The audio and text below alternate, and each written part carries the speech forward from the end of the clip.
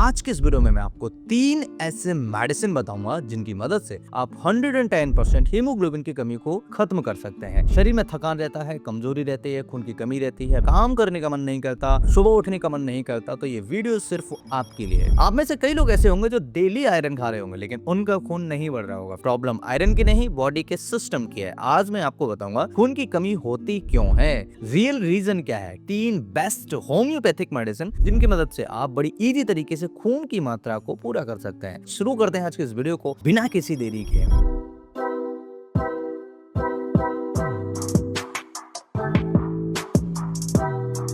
Anaemia सिर्फ iron की कमी नहीं है, इसका रियल मैकेनिज्म समझने की जरूरत है। हमारा खून बनता है बोन मैरो में, लेकिन इसके लिए बॉडी को चाहिए iron, vitamin B12, folic acid and healthy gut. अगर आपको ये चारों में से कोई एक भी मिसिंग है, डिस्टर्ब है, तो खून बनना स्लो हो जाता है। इस बात को हर कोई डॉक्टर आपको नहीं बताता, क्योंकि अगर ये सही चीज आप तक पहुंच जाएगी तो फिर आप अपने घर पर ही खून की कमी को पूरा कर लेंगे। आपने जो आयरन की टैबलेट खाई है उसमें से 5-10% आपके शरीर के अंदर चला गया, आपके शरीर के अंदर कुछ मात्रा में हीमोग्लोबिन बढ़ा देगा। लेकिन अगर परमानेंट क्योर की अगर हम बात करें तो आपको ये 4 चीजें फॉलो करनी पड़ेंगी। इसलिए लोग आयरन लेते रहते हैं लेकिन HB नहीं बढ़ता है, क्योंकि वो 4 काम में से कोई ना कोई एक गलती करते रहते हैं। अब बात करते हैं कि इसके मेन कॉज क्या है। सबसे पहला कारण है पुअर डाइजेशन, यानी गैस, एसिडिटी, कॉन्स्टिपेशन। न्यूट्रिएंट्स की एब्जॉर्प्शन ही नहीं होने देते हैं। इंटेस्टाइन के अंदर जो कचरा जम रहा है वो आपके आयरन को एब्जॉर्ब नहीं होने देगा। आयरन एब्जॉर्ब नहीं होगा तो आप परेशान होते रहेंगे,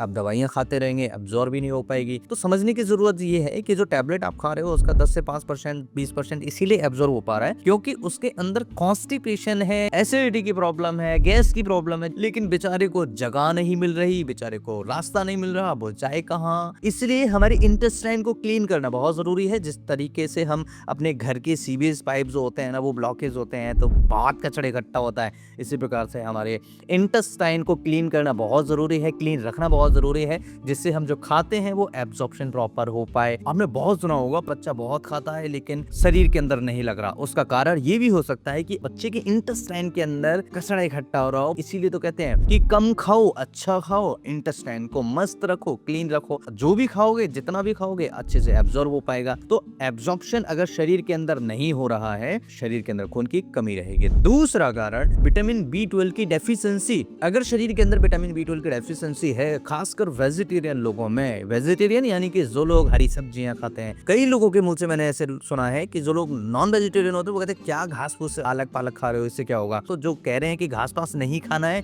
अरे वही खाना है, मतलब पालक खाओ, हरी सब्जियां खाओ, वही खाना है। हमारे लिए ईश्वर ने, नेचर ने वही बनाया हुआ है। तीसरा कारण ब्लड लॉस। पीरियड्स के टाइम पर लेडीज में हैवी ब्लीडिंग होती है, उस समय शरीर के अंदर खून की कमी होती है। किसी को पाइल्स की प्रॉब्लम है तो उसमें भी शरीर के अंदर हीमोग्लोबिन कमी होती है। इंजरी अगर किसी को हो जाए तो उसमें भी हीमोग्लोबिन की कमी होती है। तो ये भी कारण होता है हीमोग्लोबिन कम होने का। चौथा कारण रॉन्ग डाइट हैबिट्स। अगर आप चाय और कॉफी आयरन के साथ लेते हैं, यानी पालक खा लिया उसके बाद में आपने चाय कॉफी पी लिया, आयरन का एब्जॉर्प्शन नहीं होने देगी चाय और कॉफी। ऐसे ही जंक फूड का सेवन ज्यादा करना, इरेगुलर ईटिंग्स करना, अभी खा लिया फिर आधे घंटे बाद फिर खा लिया, फिर 2 घंटे बाद फिर खा लिया, फिर 3 घंटे बाद खा लिया, फिर 4 घंटे बाद खा लिया, फिर 1 घंटे बाद फिर खा लिया, फिर 20 मिनट बाद फिर खा लिया। इरेगुलर ईटिंग्स आपको परेशान करेगी। ये धीरे धीरे एनीमिया बढ़ाते हैं। इसलिए आपको शरीर के अंदर कुछ खाने पीने में बेहतर चीजें करनी पड़ेंगी और अपने आयरन को बढ़ाने के लिए कुछ उपाय करने पड़ेंगे। सबसे पहला उपाय, अगर खून की कमी को पूरा करना है तो सबसे पहला उपाय करिएगा, आयरन विद विटामिन C का कॉम्बो जरूर लीजिए। गेम चेंज हो जाएगा। इजी तरीके से हीमोग्लोबिन को आसानी से आप बढ़ा सकते हैं। तो क्या करना है, सिंपल रूल रखिए, आयरन अकेला मत लो, क्योंकि विटामिन C आयरन को सॉल्युबल बनाता है, जिससे अच्छे तरीके से एब्जॉर्प्शन उसका होता है इंटेस्टाइन के अंदर और 2 से 3 गुना उसका एब्जॉर्प्शन बढ़ सकता है। तो जब भी आप ऐसी चीजें खा रहे हो, जैसे पालक लिया तो उसके साथ नींबू थोड़ा सा खा लो, चुकंदर लिया तो उसके साथ आंवला खा लो, गुड़ खाया तो उसके साथ नींबू खा लो, ऐसी चीजें लो जो आयरन से रिच हैं लेकिन उसके साथ थोड़ा सा खट्टा नींबू वगैरह, आंवला वगैरह खा लो। उससे क्या होगा, एब्जॉर्प्शन अच्छा हो जाएगा। तो ये कॉम्बो ही एक्चुअल में हीमोग्लोबिन बढ़ाता है, इसलिए बहुत जरूरी है, जरूर करना चाहिए। दूसरा उपाय नाइट एब्जॉर्प्शन है। ये बहुत पावरफुल सीक्रेट है। रात में बॉडी रिपेयर मोड में होती है। अगर आप रात में भीगे हुए किशमिश और 1 खजूर या फिर 2 खजूर या फिर थोड़ा सा गुड़ की मात्रा रात के समय लेते हैं और उसके साथ थोड़ा सा नींबू या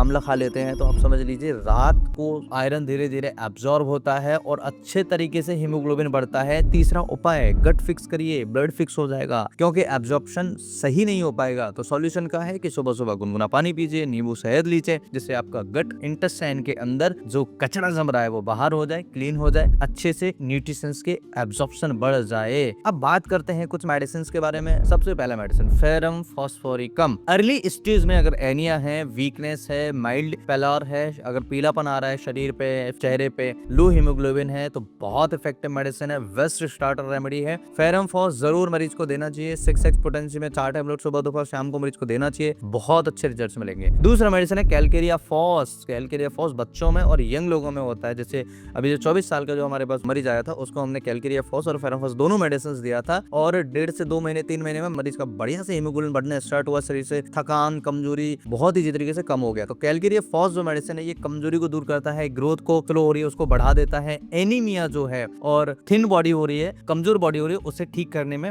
मदद करता है। 6x पोटेंसी में 4 टैबलेट सुबह 4 टैबलेट शाम को मरीज को देना चाहिए। तीसरा मेडिसिन चाइना ऑफेसिनलिस, बहुत इफेक्टिव मेडिसिन है। शरीर के अंदर वीकनेस है, चक्कर आते हैं, डिजीनेस होता है, फटीग रहती है, थकान रहती है, काम करने का मन नहीं करता, उठने का मन नहीं करता, सुबह खड़े होने का मन नहीं करता, ऐसी कंडीशन में चाइना बहुत इफेक्टिव मेडिसिन है। 200 पोटेंसी में 5 गुना सुबह 5 गुना शाम को मरीज को देना चाहिए। स्पेशली महिलाओं में पीरियड्स के बाद में ऐसी प्रॉब्लम्स हो रही हैं तो चाइना बहुत इफेक्टिव मेडिसिन है, बहुत अच्छा काम करती है। हीमोग्लोबिन को इसी तरीके से बढ़ाया जा सकता है, लेकिन एक चीज और बता दूं, अगर हीमोग्लोबिन शरीर के अंदर लगातार कम होता चला जाएगा तो आपके शरीर के अंदर कई सारे कॉम्प्लिकेशंस आएंगे। इवन कई मरीजों को कई ऐसी गंभीर बीमारियां तक हो जाते हैं जिसका इलाज कराते कराते मरीज थक जाता है लेकिन कोई रिलीफ उसको नहीं होता। अगर HB बहुत कम है, 7 से 8 के आसपास है, तो सेल्फ ट्रीटमेंट मत करिए, बिल्कुल कोई वीडियो मत देखना, तुरंत डॉक्टर के पास जाना, तुरंत डॉक्टर को दिखाइए और प्रॉपर इलाज लीजिए। हमेशा ध्यान रखिए प्रॉपर डॉक्टर कंसल्टेशन बहुत जरूरी है। अगर 8 से नीचे है तो 8 से ऊपर अगर आपका ब्लड है और अगर आप नेचुरल तरीके से बढ़ाना चाहते हैं तो ये वीडियो बहुत इंपॉर्टेंट है।